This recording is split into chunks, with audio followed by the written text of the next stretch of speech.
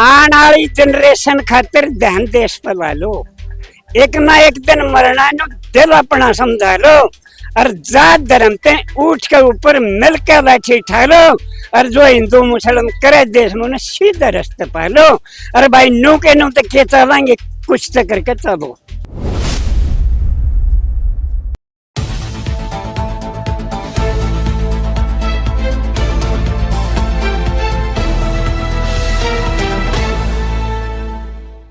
नमस्कार, मैं सगुन चौरसिया, मॉर्निंग मीडिया नेटवर्क में आपका स्वागत है। तो चलिए बात करते हैं दिल्ली के प्राइवेट स्कूलों में मनमाने तरीके से फीस बढ़ाई जाने पर। दिल्ली जिसके खिलाफ पेरेंट्स प्रदर्शन कर रहे हैं। दिल्ली के कई प्राइवेट स्कूलों में बिन बताए और अचानक से फीस की बढ़ोतरी कर दी है, जिसके बाद बच्चों को क्लासरूम में बैठने नहीं दिया जा रहा है।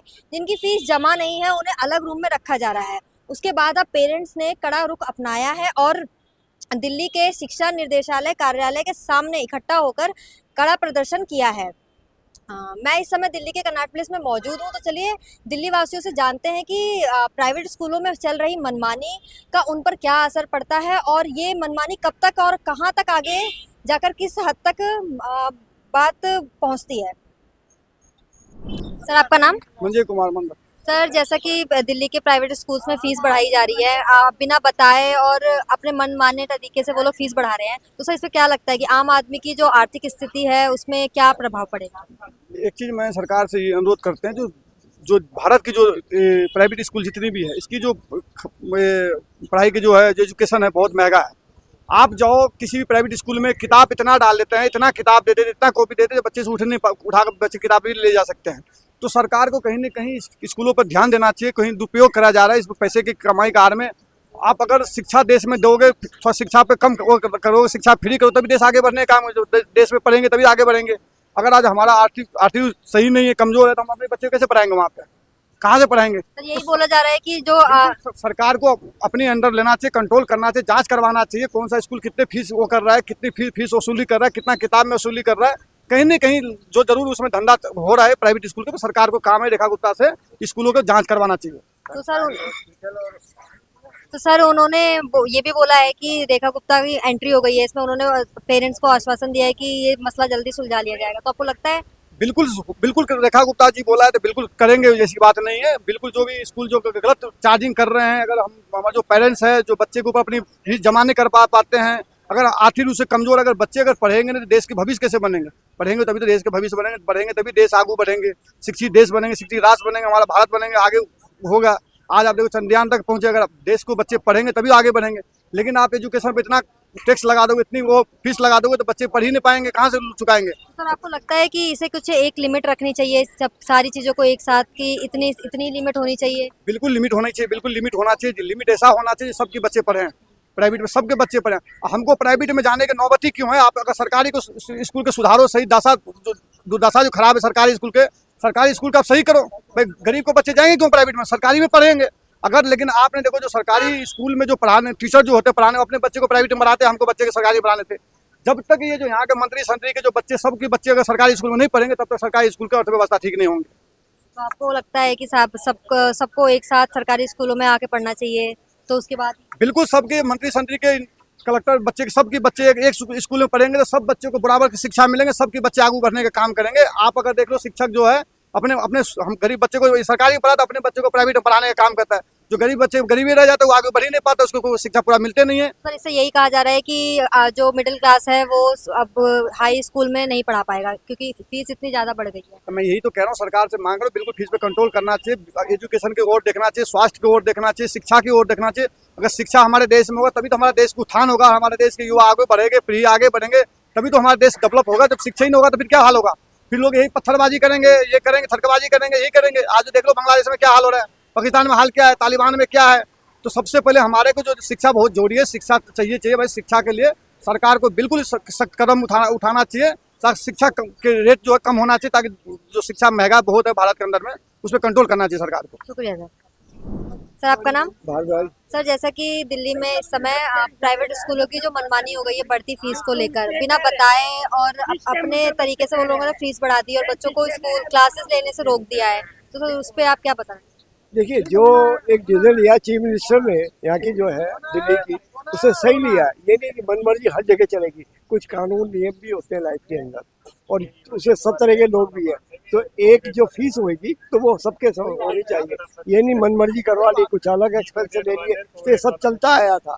और ये हमारे लाल के सामने हुआ, केजरीवाल जी जिसको भी कर दिया, बस वही सब कुछ होता रहा। अब ये नहीं चलेगा। धीरे धीरे एक इकोनॉमी को भी देखना पड़ता है, बच्चों के फैमिली को भी देखना पड़ता है। तो कौन नहीं, हर कोई चाहता है मेरा बच्चा अच्छा स्कूल में पढ़े, मगर कई बार ठीक है फैमिली ऐसी होती है नॉट अफोर्ड कि वो अफोर्ड नहीं कर पाते, तो वो चीज़ भी है। बिल्कुल एक सेट हो जाएगा और बहुत अच्छा ही होगा, और होना भी चाहिए। ये सर, जैसे कि सीएम रेखा गुप्ता ने ये विश्वास दिलाया है कि वो इस मसले को सुलझा लेंगी जल्दी ही, तो आपको क्या लगता है कि वो इस पे कोई she is already intelligent person. हमारे दिल्ली यूनिवर्सिटी के टाइम पे भी थी ये, वहाँ पे मिनिस्टर वो बनी थी वहाँ की। तो जो यूनिवर्सिटी में एग्जाम वो होते हैं, जो इलेक्शन होते हैं, तो वो भी सब अच्छा है, बिल्कुल है। इसके डिसीजन सब सॉलिड ही रहे, हमें भी याद है और हमने भी लाइक करा है इसको। तो ये नहीं, और जो हो रहा है आने वाला, क्योंकि डबल इंजन की सरकार है, क्या कर लेगी आके।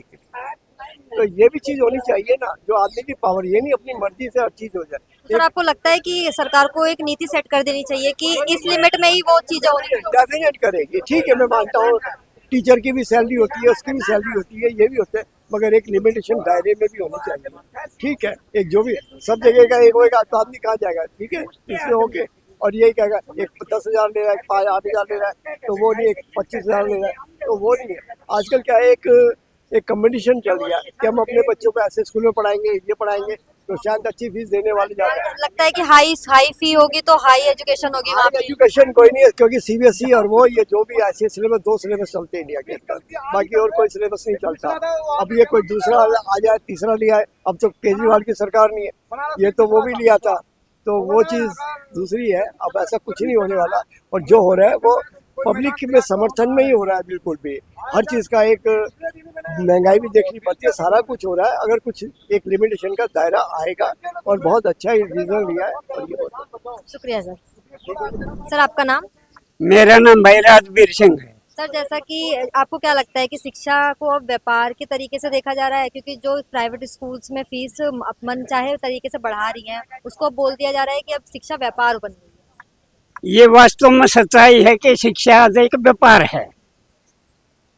शीला दीक्षित के राज में मैंने पहले लड़का पहली क्लास में ज्वाइन करा था, 20 रुपए में पूरा साल पढ़ गया। किताब, बैग, वर्दी और एक पैकेट बिस्कुटा का रोजाना मिला करता। 2,000 रुपया में वो 10वीं की कर गया उससे स्कूलों में पास।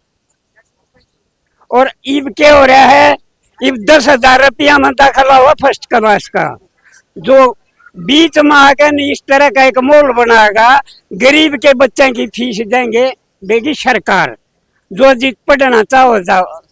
तब क्या हुए, जो गरीब के बच्चे थे वे उसे सरकार प्राइवेट स्कूल में जाना लग गए, तो उनके चेक दे दे वो, और वो प्राइवेट स्कूल वाले नहीं भी आ गए, रह गए बीच के आ रहे हैं कि बच्चे, बीच वाले बच्चे ने जगह नहीं है, ना सरकारी में कोई टीचर रह रहा, प्राइवेट में 5 मीटिंग के हैं। हमारे गांव में ही, दासा गांव में ही स्कूल है, जो 5,000 रुपए से ऊपर तनख्वाह नहीं दे रहा किसी टीचर को, और मनमान्य ढंग से है, मनमान्य ढंग से किताब दे रहे हैं, अपने घर से किताब दे रहे हैं, अपने घर से वर्दियां दे रहे हैं। जबकि गवर्नमेंट ने ये कहा था कि भाई इन पर दबाव नहीं डालोगे, किताब कहाँ से रहनी, वो सब किताबें मतलब स्कूल में ला करके जबरदस्ती दी जा रही है। तो सर, आपको सरकार से क्या उम्मीद है कि सरकार इसको किस तरीके? उम्मीद तो भाई कांग्रेस के पास हमारी सारी खत्म होगी। पहले इसने ये दोनों चोर आ गए बोल बतावा करने, पहले एक ने झूठ बोली, भाई मेरे मामा का इतनी लंबी खोर है, कई हजार भैंस एक बार तारा कर ले। ये तो मोदी ने बोला, फिर लगा अपना केजरीवाल साहब बोला, भाई मारे मेरे मामा का इतना लंबा बार से तांद नहीं कट जा। बोला भाई कहाँ धरो, बोला तेरे मामा की खोर में। ये एक तो एक झूठे, और विकास के नाम पर हम पागल हो लिए। अच्छे दिन आऊंगे नुक्के के बढ़ो लिए, रखी सर रक्षतों की दर देश ने खा के गोली। सर अब डबल इंजन की सरकार है, वो कैसे विकास करेगी? विकास है, देखो भाई मैं बता देता हूँ, कल की घटना बता देता हूँ। परसों किसी हम उसमें बैठे थे फंक्शन में, और वहां जी नीलम कृष्ण पहलवान, वो मेरे को भी बोला और साथियों को भी उसने बोला, भाई कल मैं आ रही हूँ इधर हॉस्पिटल में जाफरपुर में, अरे भाई यहाँ दवाई नहीं है, इनको बोलूंगी कहते ताला ला दो और छोड़ जाओ ना दवाई। मैं कहा बहन जी माफ करना, क्यों भाई, कम से कम मतलब बीपी तो नापते हैं और कुछ नहीं, तो फिर हम बीपी न पानी भी 8 दिन जलवाना पड़ेगा। ठीक है, डबल इंजन की सरकार है तो दवाइयों की मांगा लोग देगा, कौन देगा दवाई? दवाई सरकार है तो देगी, दवाई तो सरकार नहीं देनी है और किसी ने तो नहीं देनी। फिर इन सरकारों पर क्या उम्मीद करी जा सके हैं? सबके हम तो बेच खाया, चाह बेची, जमीर बेची, यो ईमान बेचेगा, यो चाह बेचने वाला सारा हिंदुस्तान बेचेगा। जहाज बेच दी, एयरपोर्ट बेच दिए, अब यो सामान बेचेगा, यो चाह बेचने वाला सारा हिंदुस्तान बेचेगा। रेल बेच दी, आयुध कारखाने बेच दिए, अब यो अरे अब यो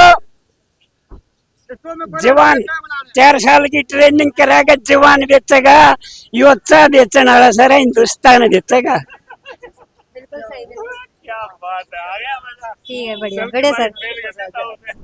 इस विवाद पर दिल्ली की सीएम रेखा गुप्ता ने तुरंत कार्रवाई करते हुए पेरेंट्स को आश्वासन दिया है कि इसे जल्द ही सुलझा लिया जाएगा, और अब देखना ये होगा कि सीएम का दावा कब तक पूरा होता है। दिल्ली के प्राइवेट स्कूल में चल रही मनमानी और आम जनता की दिक्कतें कब तक खत्म होंगी? कमेंट कर अपनी राय जरूर बताएं। तब तक के लिए बने रहे मॉडर्निस्ट मीडिया नेटवर्क के साथ।